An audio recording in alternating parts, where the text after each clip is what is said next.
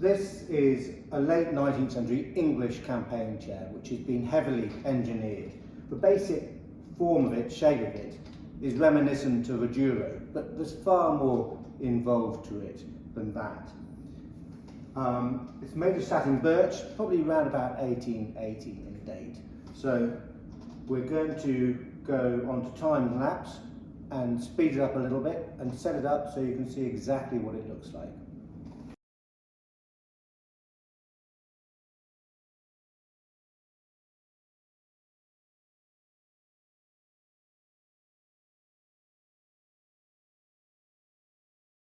Now, the reason I haven't put the other arm on yet is to show you the fittings. So,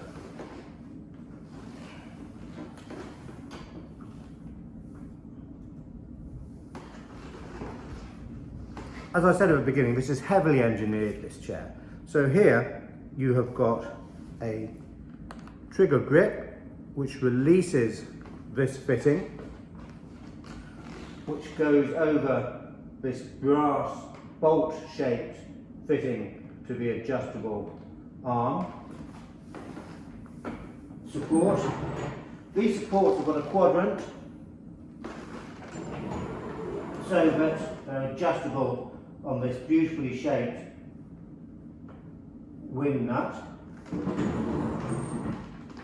Just to give you a close-up of one of those wing nuts, we can see how much thought has gone into those.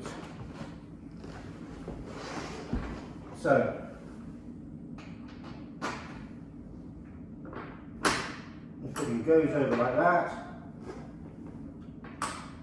You close your trigger.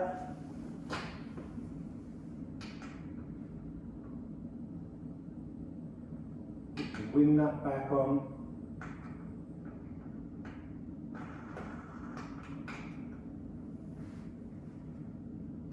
And there you go.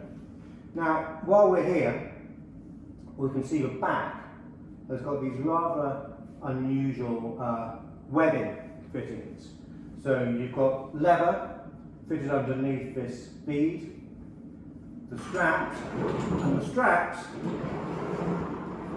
have got belt fittings so you can tighten or loosen them as you need. Now, it's very likely that the seat had a similar thing, and we can see some marks here where over the time the webbing's been replaced, probably been replaced 2 or 3 times maybe, we're not sure. The webbing on there is lovely and strong, we're not going to see it, so that's just something we're going to have to live with and accept.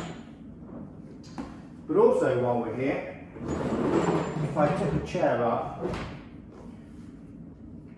we can see these fittings.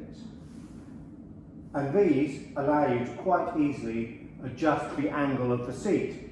So you've got another way of adjusting it. If we tip the chair all the way over now,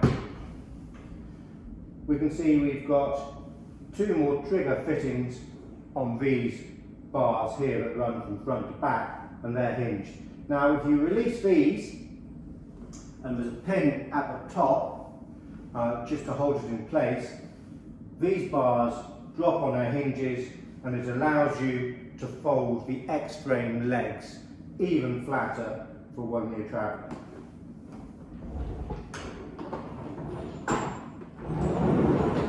So let's put the cushions on.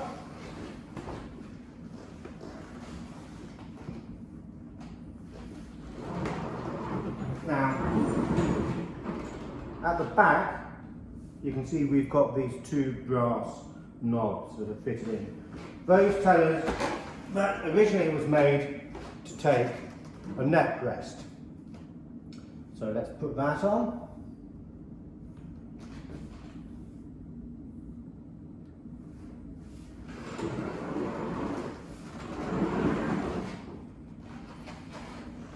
Make sure these are all nice and tight.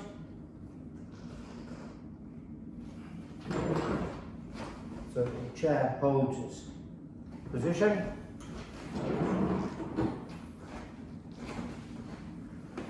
Now, as you might imagine, I've sat in quite a few different campaign chairs over the years, I've got to say, this is probably the most comfortable one. I mean, you could just fall asleep so easily, it's wonderful. And fully adjustable to suit your posture. But if that's not enough, there's more. So, under here, you might have noticed these two fittings. Well, of course, that's to take a footrest. So here we have a footrest, and these hooks just clip on and they've got springs.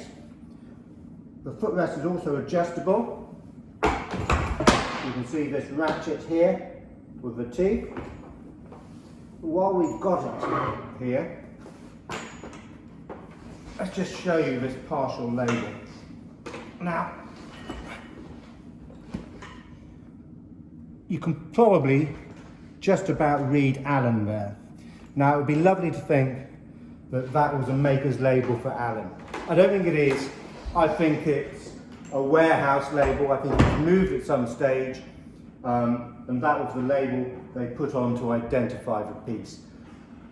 I'm not saying this is not by Allen. I could well imagine a company as good as Allen making something as sophisticated as this, but unfortunately that label doesn't give us enough proof to nail that one.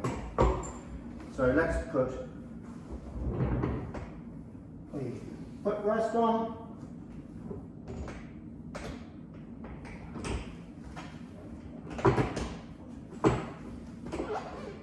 There you go, that comes down like that.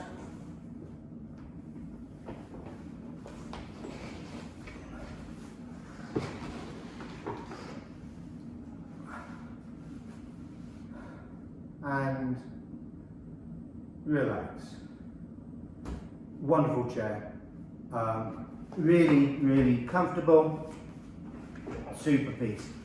English, made of satin birch, round about 1880 in date.